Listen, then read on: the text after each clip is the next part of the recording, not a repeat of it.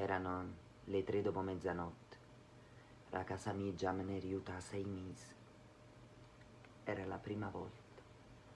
E che faccio? A chi io dica?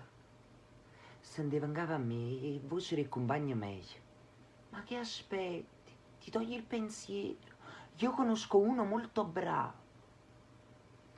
Senza voler, camminando, mi trovai rindo di camicia.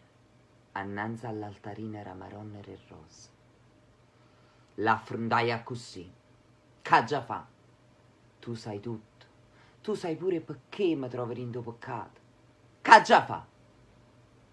Ma essa zitta, non rispondeva. E a così fai, Chi uno parla e chi ha gente da credere. Sto parlando con te. Rispondi! Figlio, so figlio.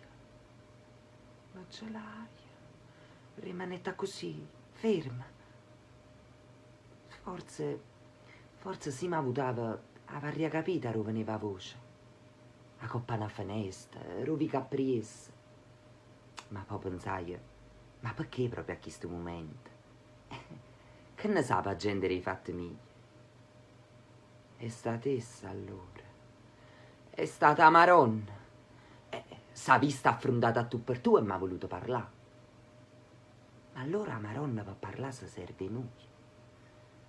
Eppure quando mi hanno detto ti togli il pensiero, è stata pure essa che me l'ha consigliata, per mi mettere a prova. Non so se si fu io o a Maronna e Rosa che facetta cacapa così. E i figli sono figli, è giurato.